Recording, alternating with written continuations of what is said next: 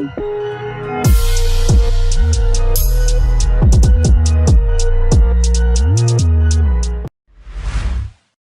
Pep Talk boys, it's me, JLB, and today we are joined by one of my favourite coaches, that's Coach Xavier Miller, and one of my favourite fighters as well, K Prosper, who fought for the European title in his last fight. Hopefully going to have some fight news for us today about going forward. But we'll kick it off, obviously, we're doing the Pep Talk boys now, used to be Pep Talk UK, Frankie Beckles, Pro Beez was the main man, and yeah, obviously Xavier, I met you through him, doing the watch-alongs and that. And yeah, if you've got a few words to say, that'd be fantastic. Yeah, I'm just so saddened by that news. Honestly, I just completely lost for words. Spoke to Shaz, and obviously I'm a big fan of Shaz as well. He's been a big supporter of mine from the beginning. And yeah, it hit home really, really hard. It took quite a few days trying to take in exactly what had happened, because I did speak to him very briefly just before. He did say he wasn't feeling that great, and then the next minute he's gone. Just rest in peace, and honestly, just condolences to his family. And we want to I want you guys to continue the channel, in honor of his name, and whenever you guys need to do an interview, obviously to honor him, absolutely. No, we appreciate that, and obviously I love boxing. I've been watching boxing for 25 years and that, and I never had the confidence to do anything like this. It's something I always wanted to do, and then Pro said, come on. I was watching his channel one day. He said, come on, I come on, and then after that show, we had an hour's chat, and he said, look, I want you to be on the channel a lot more. I love your passion. Get involved, and every day, we spoke every day, probably 10, 20 times a day. Obviously, I've come on board with the Pep Talk UK channel, and yeah, it was just a shame. I spoke to him the day before. We had plans, obviously, for the AJ Usyk fight, which was the day before we heard the sad news that what happened to him and that. So, no, what a genuine guy. I was so happy that Matchroom and Sky put a little tribute out for him during the fight, which was so good to see. Oh, that was amazing. That was amazing stuff, and just to hear all the kind words that everyone had to say about him, it was quite overwhelming. And obviously, the boxing world will miss him. That's the end of it. And we just wanted his children and his family to appreciate the work that he'd done with Pep Talk UK, and that's why we kept it as a library for his family and his kids. We didn't want to carry the channel on, and then 10 years down the line or whatever, they've got to try and go through all the footage to find their dad. We wanted it just to be there, so they could just see their dad and see what his passion was and what he was great at. And we wanted to keep Pep Talk in the world of boxing, so we're the Pep Talk boys doing it in his honour. We've got ideas, obviously, doing maybe a podcast in his honour and stuff like that for his kids. So, and maybe in later down the line, a charity boxing night and something like that to do for him. But I'm sure loads of people would like to get involved, and we really appreciate your kind words and coming onto the channel. We get straight into just quickly before we talk boxing. Yep. Just every now and then you meet two people that just seem to just gel really well. And as soon as I met Shaz and Frankie, I just thought these guys almost like they got like similar ethos, similar personalities, and they just wanted to help people. I mean, Shaz came to my gym and said, "Listen, you're a really good coach. People should know about it. You should do more interviews." And it's not something that I was actually really interested in doing. Like, everyone knows what I'm like. I just doing my work in my gym and then go home to my family. But he was the one that Shaz was the one that actually encouraged me to do a lot more of this. And he's the one that gave me the name, the professor as well, because he said, "Well, your name's Xavier," and then you talk about the X-Men and so on. And he said, "You're fighters and part of the X-Men." And so it was a bit of a laugh at the time, but then I took it a bit more seriously, and that's why that's my logo. But same with Pro Beez. Every time I see him, he's calling me saying, "You should jump on this, jump on that." The two of them are just so similar, and I know Shaz is going to be devastated. It's going to hit him probably harder than, obviously, outside of his family, harder than anybody else. But, just rest in peace, and we'll continue doing what we're doing in honor of him. No, 100%. And Shaz, like you say, absolute great guy.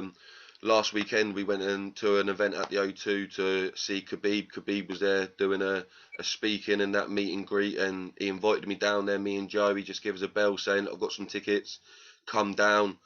I went down there, obviously see Shaz and that. I'm from like Southampton, so that's a little way from London and that. So I went. He was like, "Look, just get up there, we're a team and that. We went up there and we had a nice evening. Obviously, it wasn't the same without Pro there, but like you say, the goodness in their heart and that is something really pure, and which took me back because Pro was like a father figure to me because I lost my dad a few years ago.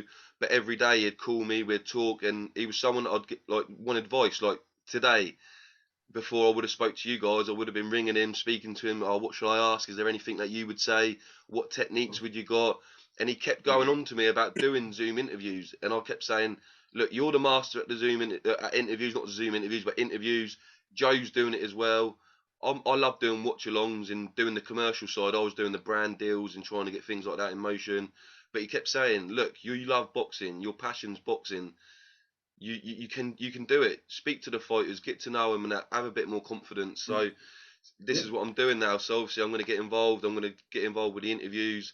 Obviously we've done a 10-hour watch along at the weekend. I've done the Liverpool show, then I've done the Fury show, and it's just Nice. great. It's just great to speak to people like you. Obviously I'm going to speak to Kay in a minute. I Mm. find it an honour because you guys, to me, that's boxing, coaching, and fighters. To me, is sport. That's what I love, and I just love everything you do. Discipline, respect, honour, and we're going to the Fury fight at the weekend. But that's what let me down for Wilder. I know he was in a war, but even a little fist pump at the end to say respect.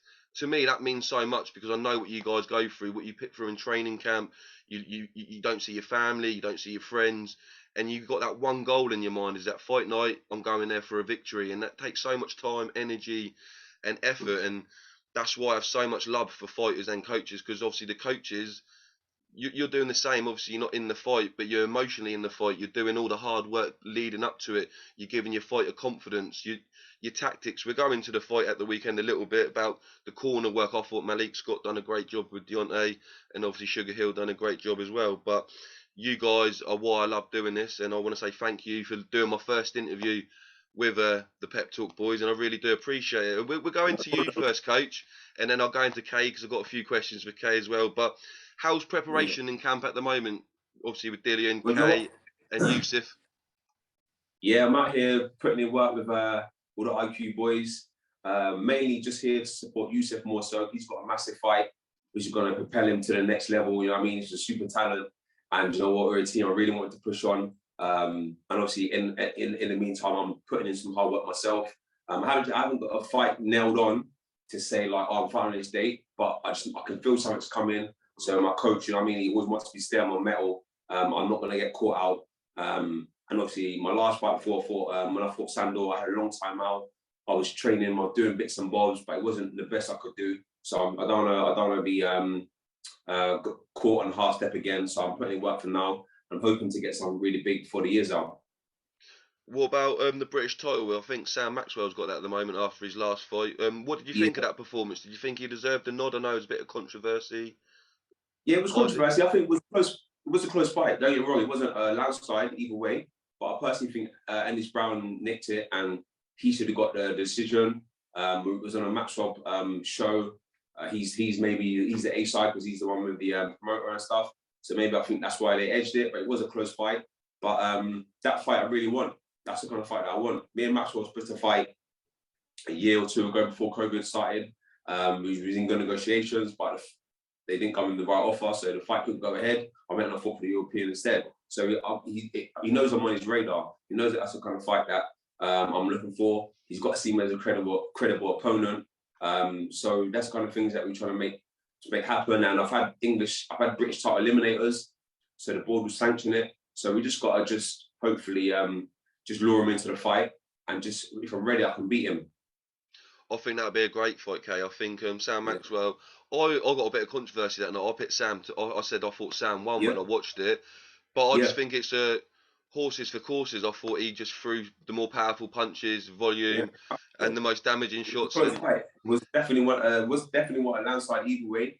And like that's the thing with boxing. It's very subjective. Depends what you like. Depends what you say. Unless one person is getting hurt and put down, the other person can always be in there. So, like I say, that's probably the better fight for me, to be fair, because he's got a big promotion.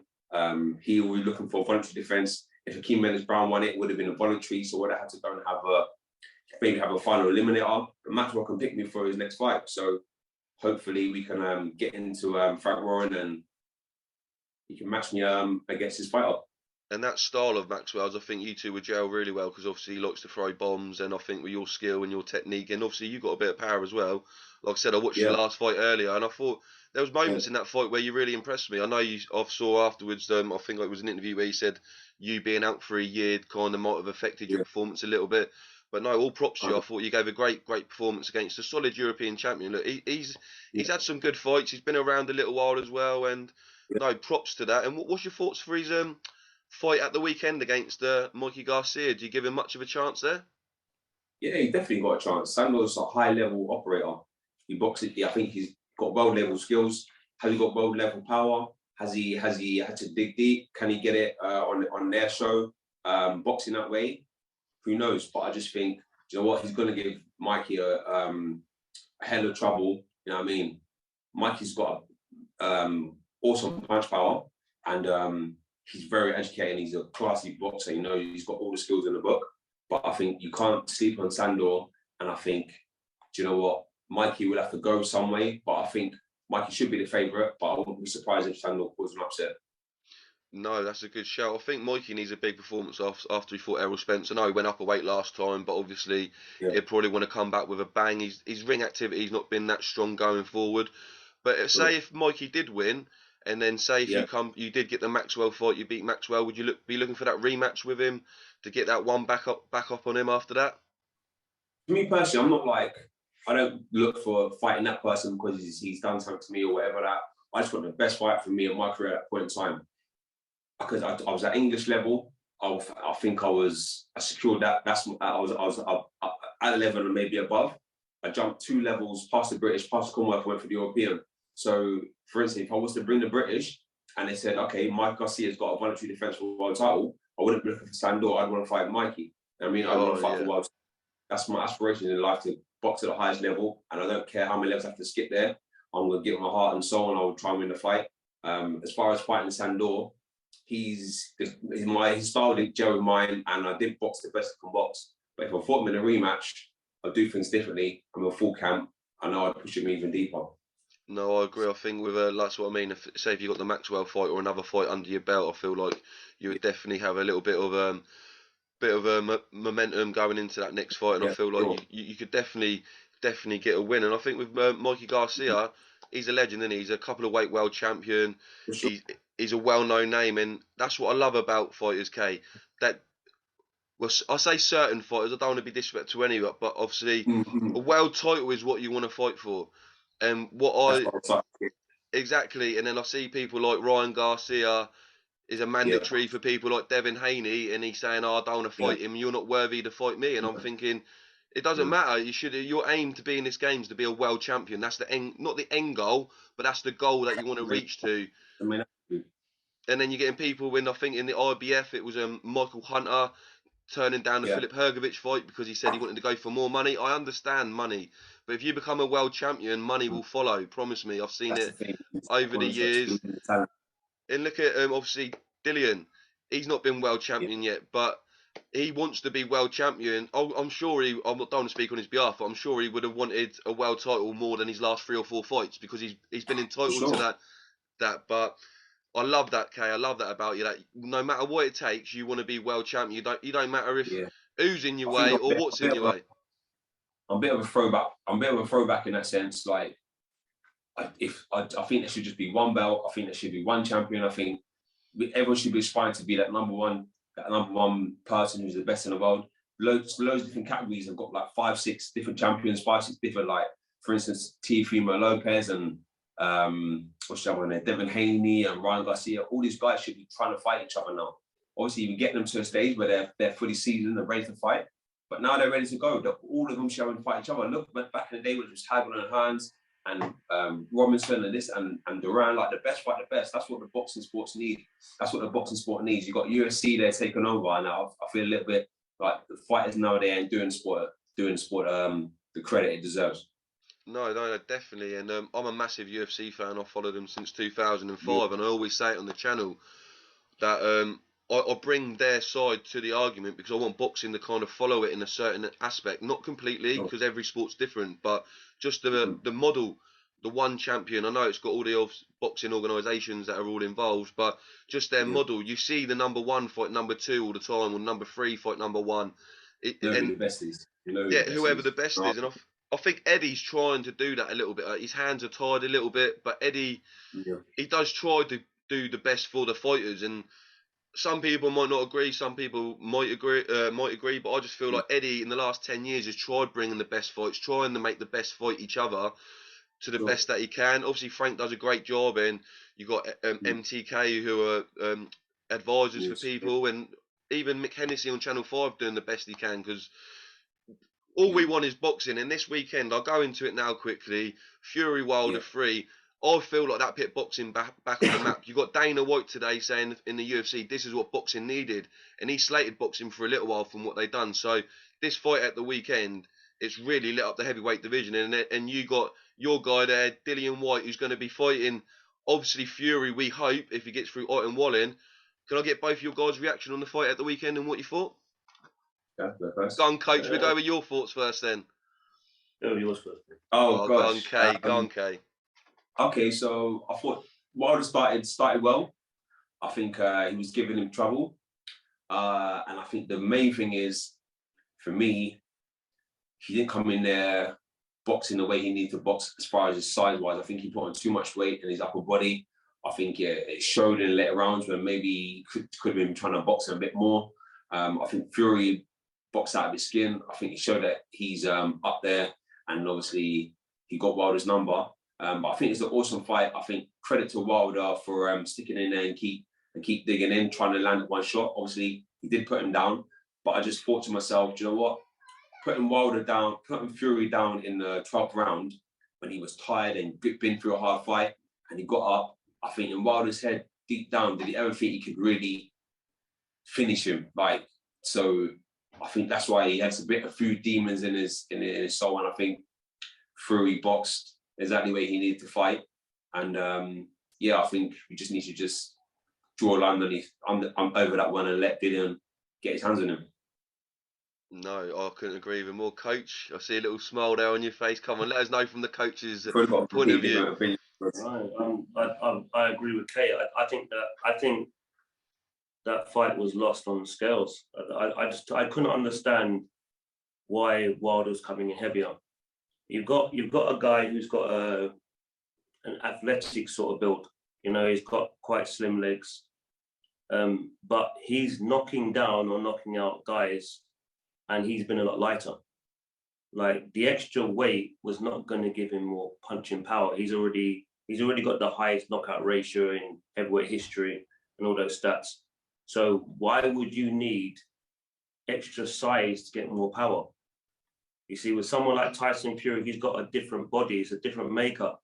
So the extra weight for him will benefit him because he can carry it. He's got the frame to carry it. Wilder does not. And obviously with the extra weight for Fury, you know, he needs that extra weight so he can have a bit more, let's say, thump on his shots. You know, that's what it will give you. It'll put a bit more weight on your shots. It'll turn you into a puncher, but the extra weight will give you a bit more thump. And that's what he needed. He's not a puncher. Wilder is, so he doesn't need to do that. And that's why I was like, you know, when I saw the weight Wilder came in at us, like, I don't really think this is going to work out well for Wilder. And what we tend to do as boxing fans, you know, as coaches, everybody, we see something happening, and then we kind of say, okay, well, that happened because of this reason.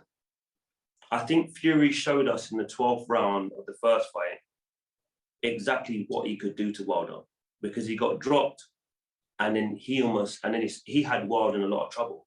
But we tend to forget that's what happened. So all Fury did was continued what he did in the 12th round in the rematch. Then a lot of other excuses come up. He's already got his number. You know, the only chance that Wilder would have would be to put him away. And to be fair to Wilder, once again, he's dropped him twice. So he's had 3 fights and we dropped him 4 times. So the power's real. But Fury is the more well-schooled fighter. When I'm watching the two together, I'm looking at someone who got into boxing really late and someone who's been schooled like for a long, long time. And that's how it looked on the night. You know, defensively, Fury looked better. Wilder doesn't really have a cultured defense. He doesn't have like an extended arm to stop you from getting close. He doesn't have a very tight high guard. His hands are almost like this. And Fury and Sugar Hill obviously knew that, and he knew the right hand was the key. And listen, for someone to get up twice, I'll always give you the credit. So good performance. I think Fury was very clever and strategic in picking a good dance partner to have a trilogy with, and it will go down in history. You know, but fair play to him. No, definitely, and I agree with what you both said. I think the weight was a big issue. I think that was down to the mindset. I think because he got leaned on so much in the last fight, I think in Wilder's head, because he come up with all them excuses, the only way that Fury beat him was because he was too heavy. He was leaning on him, and I think his mindset was that damaged that he just thought, I've got to try and keep him off me for as long as I can. But like you said, then it just went against his body frame. I always said his legs are too skinny. He hasn't got a base there to take a big shot. He never really had to take one before he got to Fury. So you need a strong base. And I always felt like if he took one, you see it when he got knocked down by Fury. A lot of them shots, he got actually knocked off his feet. One at the weekend, you see his 2 back feet go up. So I always thought he should have done more on the leg work than the upper body work, because I would have thought that would have helped him handle the power a bit more. But I think it was all mental. I said to Joe, who I do the pep talk boys with, I will know what Wilder would turn up when he takes his mask off in the ring. And then what would happen will, then flashbacks to come back when he sees Fury across the ring, the same scenario as what happened the last time they were in there. And that's when, and I saw Wilder's face, soon as that mask come off, he just didn't look comfortable straight away. He didn't want to look at Fury. And Fury, I've never seen a look in his eye. He was staring at him like I don't know what he had done, but the look in his eye was of just determination. And Fury, A lot of people know, like, boxing is so mental. Yeah, it was crazy. So mental. Half the battle's won in the mind. The battle is won in the mind before the fight started. You know what I mean? If you also give Wilder credit, because he's I'm not going to really talk about the first fight, because as I always say to people, mathematically it's not easy, to get a draw when you've been knocked down twice. It's not easy. If you haven't addressed and knocked the other person down, if you've got 2 knockdowns against you, then on the scorecards, you have to win nearly every round. To say that Wilder didn't pick up a round here or there, I don't know, I'd have to watch it again. But Wilder, after losing the second fight the way he did, and in devastating fashion, it was completely one-sided, he insisted on having that. He's gone full length to get his team involved. Yeah. He's made sure he gets that fight, because you can tell he's a stubborn person. He wanted to get that rematch. Okay, he's lost, but there was no talk of taking step aside money or anything like that. So for that reason, I give him respect for that, because, it was completely one-sided, the second fight. And for you to get in there and want to address the issue, I'll give you credit for it. You're just not as good as Fury, and that's it. And there's no shame in that to me. At the moment, everybody will probably believe that Tyson Fury is the best heavyweight in the world. Okay, you lost to the best heavyweight in the world. Okay. Yeah, and I think that 12th round, I think that changed the whole trilogy of the whole fight. I think that 12th round, for once, Wilder thought he took someone's soul again. But I think when Fury got up, he actually took Wilder's soul. That image of him when he's celebrating and he turns his head and it's like, oh crap, he's got up. Mm-hmm. That moment there, you saw the soul come from Wilder and go into Fury, and that's what, to me, that changed the landscape of heavyweight boxing. That because if he never got up, it would have been a Deontay Wilder knockout. Who knows where Fury would have gone after there? Wilder would have had 3 or 4 different fights by now. We wouldn't even be talking about it. So that Fury getting up, I think that changed the whole landscape of everything. And I just think that Wilder maybe struggled mentally from the second fight, because to be great, you got to believe you're the greatest. Obviously, Kay, as a fighter, you're going to believe that you're the greatest, because that's what you need, that inner belief to do that. And I, like you say, I praise Wilder for, after getting a beat down in the second fight, to have the courage, the mindset, to think, look, I've got to change it a little bit. I can come back stronger. And with Malik Scott, I thought that round 1, his game plan was great. I'll give it to Wilder. Don't you think, obviously Wilder made a lot of excuses? Yeah. I mean, a lot of excuses about the gloves, about Breland, this and that. So maybe in his heart of hearts, he really did believe these excuses, and he thought once he addresses these things, I'm just going to be the better person. I agree. But I agree that with wasn't you. what it was. I think he did. He believed that there was reasons why he lost. Yeah, and he see he was quite a stubborn character. Mm. I don't think it's down to anything mental. I think he actually believes that he was hard done by it, and he wanted to address it. And now he's still stubborn. I think he did believe he could beat Tyson Fury. It's just you just get in the ring sometimes, and the guy's just better than you, and that's just the way it goes. He knocked him down twice. He tried. Fury again got up, and this time he, there's no argument. No, I'm glad you guys said that, because I was thinking that. I didn't know which way to put it, but I do agree with that. All the excuses, all the tactics, everything like. Even in this fight, he'd done the gloves the day before, said he was going to change to Fury's gloves. Then the night of the fight, he said, "Oh, I'm going to go back to my other gloves." So he's doing that mindset. Then he'd done the 20-minute delay on the ring walk and stuff like that.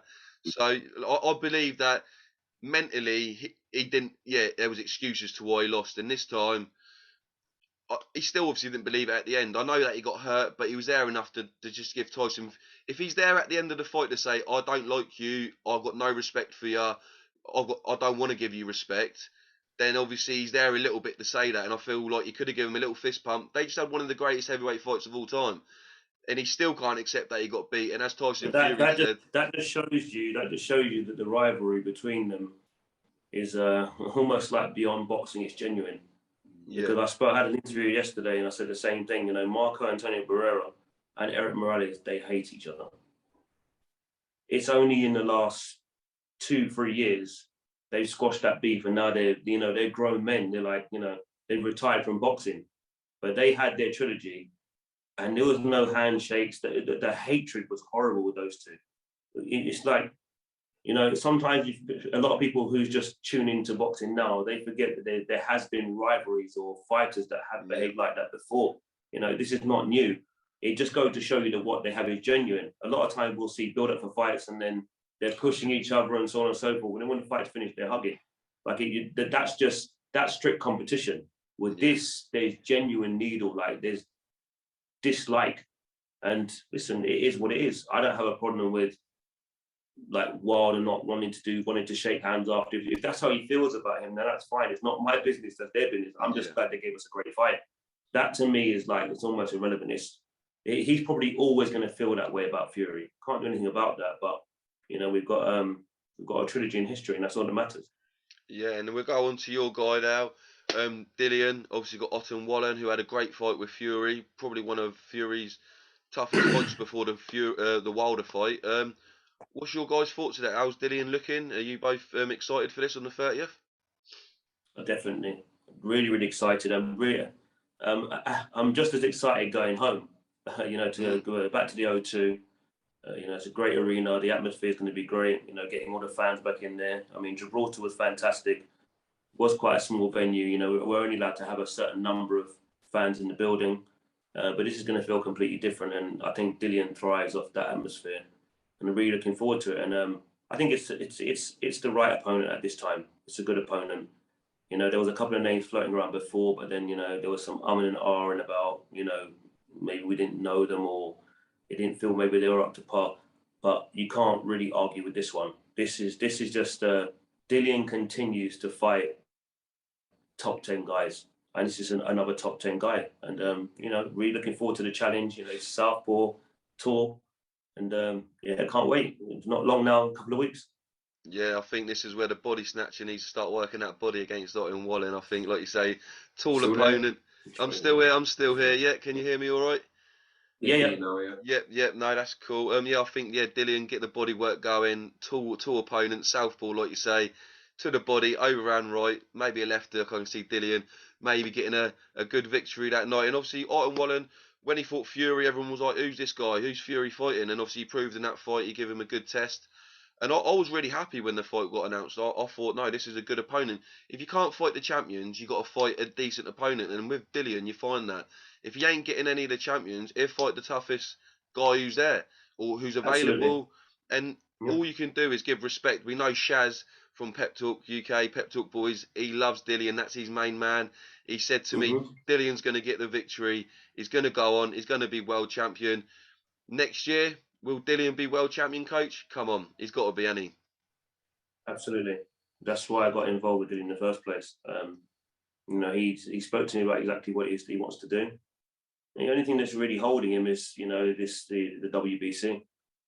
You know, we didn't really care who actually held the belt. We just won a title shot, and looks like we're going to get that now. So, but you know, just like with every other fight, I only focus on the fights in front of me. I don't mind answering any questions about Fury, Wilder, Josh, whoever. But Warren is it's going to be a tough fight. It's a southpaw.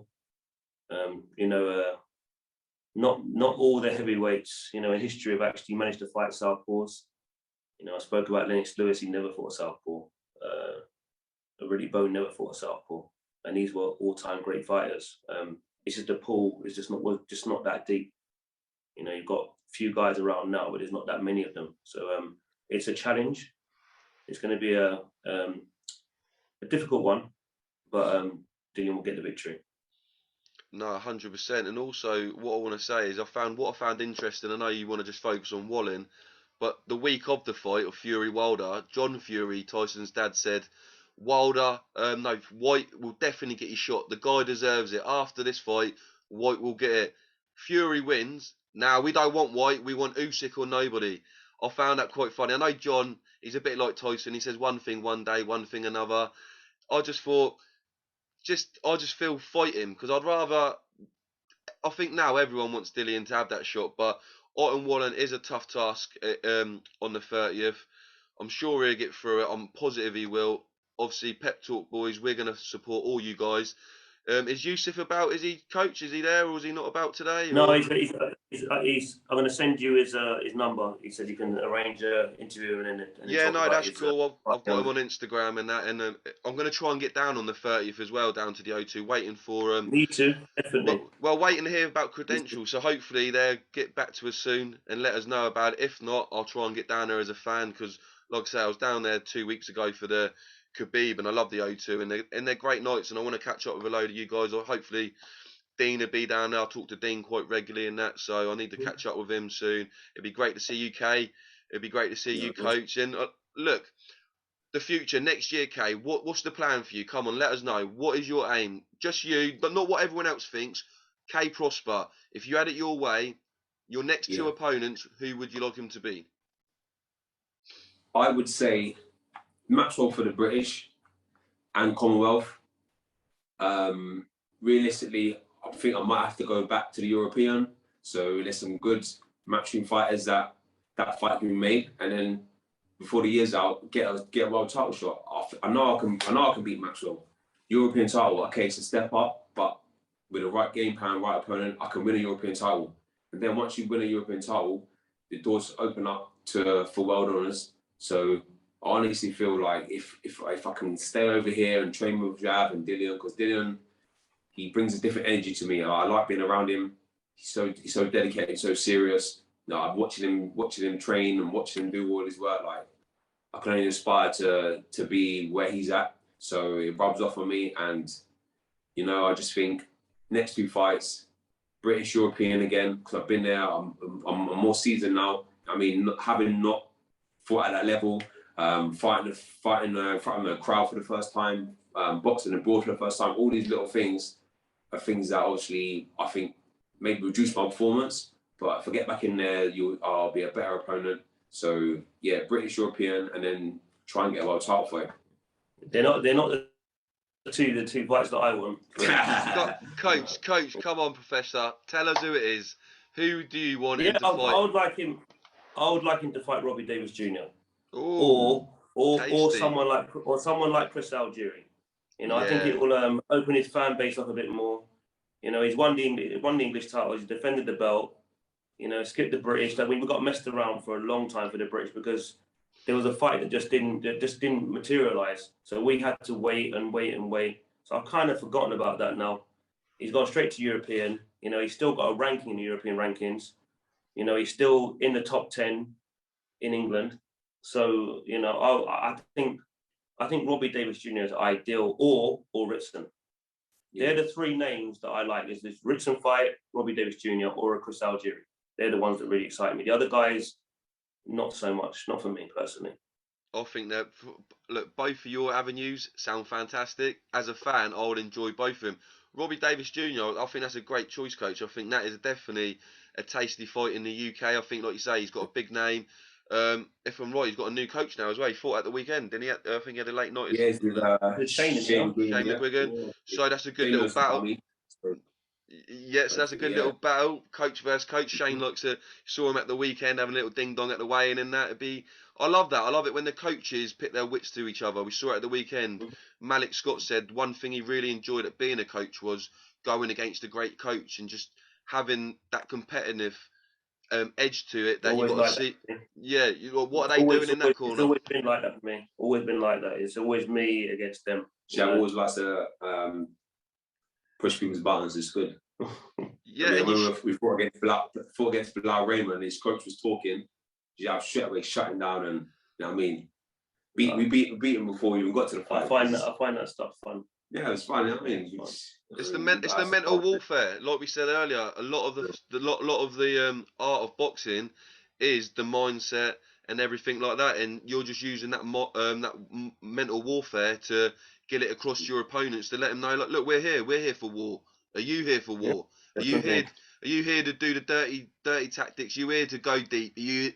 You there to go to the trenches? And if the coach can get that across before, then the coach is going to relay that to his fighter and say, look, his coach, he's up for this. And if his coach is up for it, his fighter's going to be up for it. And that's why you're the professor coach. That's why you're there. That's why you're number one. Yeah, you're the number one. I think at the moment with your stable, just for the mindset, I just think I love that maximum violence. And like you say, I followed Dillian on Instagram. I followed his career. On that night he fought Joshua, I didn't know. I knew who Dillian was. I didn't know much about him, but obviously AJ was the A side. But he won so many fans, and he won my heart that night, Dillian. And the same with Wilder this weekend. It was pretty much a similar fight. Obviously, one going down close. Dillian nearly hurt AJ, and he come out a victor from that. And that's what it is. And I've got a lot of stick because I said this was one of the greatest fights at the weekend, and that people going, no, the art of boxing is skill. No, there's other arts to boxing, and heart is one of them. And I saw in the Fury documentary that when he was in the GB squad, they said, what's your biggest asset to boxing? And everyone put skill, jab, whatever. He put heart, and they all laughed at him. And I think that's probably one of the biggest things in boxing is to have heart. And that's what you've got in your team. You can see that from the coach to UK, Yusuf, you've got Dillian. It's all heart. And if you've got heart, and with heart, you get a brotherhood. You get people that want to be with you. Because people can see you're giving it your heart, so you want to give your heart as well to back them. And I think that mindset in the camp, your camp reminds me of the Canelo camp. The bit where you see them all working. They're working like beasts. And I see that in your camps when I see the bit of footage and I see what you're doing. It's that mindset, relentlessness, just be the maximum of what you can be. And also in this sport, it's violence. People forget it's a violent sport. People say some nasty things and do some nasty stuff. And people like maybe mainstream media think, oh, should this be said? Shouldn't it be said? When you go into war, that's it. It's war mode. And afterwards, that's what you get from boxing. That's what's beautiful about it. You do get the respect, the discipline, and everything like that. And I want to say, you guys, so privileged to have you as my first interview on welcome, man. Pep Talk Boys. I said to you last time, Coach, I want to get down to the gym whenever you're in the UK. I've been on the bag and that. Yeah, in 3 weeks' time, you come down, man, and meet all the fighters. And obviously, Dennis were home. Yeah. You know, just boxed for title the other day. You know, Yasser Alguina, which is going to be out soon. You know, I've got a new kid, Jesse Brandon. He's going to be turning pro in the next month or two. I've got a female boxer, Sadem Amma, very, very good amateur. She only had about 10, 11 amateur fights, but she won them all. And she's just turned pro, looking to make her debut soon. I've just got so many good fighters, and I laugh and joke about it, but I'm excited about the next generation coming up. You know, I've got Plamedy, Miantiolo, bantamweight. You know, one of the development champions in the amateurs. He's just turned pro, so it's the next guys coming up that really, really excites me. I think just to say one thing. Yeah. I think XP needs more pops than most coaches because he's not taking people that are just up there, polished, and just adding to his name. He's taking people from the ground, from the roots of the sport, and making them into champions. You know, I came to IQ. I beat a man I'd lost for the Southern area. Now I'm honestly believe that I can push on and box for European and world title honours, and it's thanks to Jab and his team. And I think the mindset we're building this team in IQ is what's going to make us come out on top. No, that's some great words. I really, that's what I love. I love it when fighters speak about their coaches like that and what they do. And like this is what I was saying at the beginning when I said Frankie Pro Beez. He was like my coach, and that's what he was. He was my mentor, my coach, and the confidence you get from that is priceless. There's nothing money can do for you. For someone to believe in you and what you do, that's you can't ask for that, because that's what people are searching for, that their whole life, and sometimes people never find that. So to find someone that believes in you and gives you that inner belief is second to none. And that's why at Pep Talk we're the same. We obviously we see the big interviews, we obviously get it at the shows and that, but we want to see the fighters that are 1-0, 2-0, 3-0, and see their journeys and see what they're doing. Obviously we've got Linus, who's who's just fought last weekend on the Sky Boxer show. Good performance. Good Yeah, performance. Great performance. He's been there from the beginning with Pep Talk, and since obviously I've known Pryor, I speak to him now, and just stories like that. We want to be on journeys like what you said, Coach. You take these fighters, not that are already world champions. You take them from a level where they're at, and you make them believe and achieve and get to that level with determination and belief. And Kay, I've got no doubts that you would definitely be a European champion and definitely fight for a world. And you'll definitely fight for a world champion. There's been other fighters in the past that have not had your skill or quality that have fought for a world title. So in my heart, I believe you will challenge for a world title. Obviously, God will determine what will happen that night. But if you put everything into it, we're behind you. And Coach, you're going to have multiple world champions. I can see it in Kay's face when he talks about you. He knows it. He knows you're going to be a... Yeah, and I'm sure in 10, 15... A coach's journey is a long one. So listen, I'm patient. Like, I've got a lot of fighters that I built. So, yeah, I'm just enjoying the journey of all of them, And Kay, so much heart, so much determination. I'm so proud of him. We ain't even been around each other for long, but it feels like we've been around each other about 10 years. Everyone thinks that he's been at my gym forever. And that's what I want to do. I want to be remembered for helping fighters, and obviously I believe I'm the best. I've always believed I'm the best. And every boxer that I've worked with, I want them to say, you know what, I was with a lot of coaches, but he was the best one. Yeah. That's why I work so hard. And you got to have that drive anyway, Coach. Everyone's got to have that drive, haven't they, to be the best. And that's what I loved about UK. You've come off a loss, but you're not sat there going, "Oh, I need to rebuild, or do this or do that." You said to me, "I want to be a world champion. I want to challenge for a European title. I want to challenge for a world title. I believe I can do that." And that's what you need, that inner belief to just say, no matter what anyone does. My favourite boxer, or one of them, is Rocky Balboa. He's not even a real boxer. And I think a lot of people say that, but it's just because of the story of what he tells about heart, being knocked down. It's the story as much as what the fighter is itself. And that story, it's great. And L is not a loss. It's a learning experience. I always say that. Derek Chisora, love him or not, that is the best example that you get. Just never give up. Like, he's had how many losses? 9 or 10. And he's still saying, "No, I'm going to carry on fighting. I'm going to fight the big boys." Do not let people get in the mindset as one loss is it's done. That's pathetic. That's people. Exactly. That's just mainstream media over the years that just want to latch on to the next best thing. They think, all right, we've run enough stories on him being great. Who's the next great star? And I feel like what's great with IFL, Boxing Social, Behind the Gloves, all of us on YouTube and that, is that we're actually real passionate fans. We're not just people that follow all different sports. Obviously, I've watched boxing since I was... Everyone says I look about 20. I am 33 nearly. I am older, so I feel like for 25 years, I just love boxing. This weekend, I didn't sleep for 2 days after the Fury fight and the Liverpool card as well. I want to give that a bit of credit. I know it's been overshadowed because of that. That was Troy Williamson and Ted Cheeseman. I want to quickly say, what a fight. Yeah, that was a great fight for Britain. And also the Smith-Fowler fight, that was great as well. But that's what fighting's about for me, and that's what I get. Someone said, out of football and boxing, what's the biggest buzz you get? And I said, oh, look, I support Man United. I've seen them in Champions League finals, but I don't get a buzz. United, Tottenham. Get in there, Kate. United all the way, bro. I knew you me. were smart, man. I could tell in your eyes. As soon as I see you, Cal. You're I'm back now. here. You're back. Yeah, no, so what I was just saying is that I've seen Man United in Champions League finals and I don't buzz like I do when I watch a big fighting show, and I say that to my mates, like, that's how much I love it. I do the fight shows on a Saturday or Friday, 7 to 11, then I go and do UFC because they're on in America. So I just love fighting, so my passion's unreal, and that's what I like to be around people like you guys. That's why I've got to get down the gym. I've got to get down more gyms. Dean said I can go down to Miguel's gym, catch up with him. I want to come down and see you guys at the gym.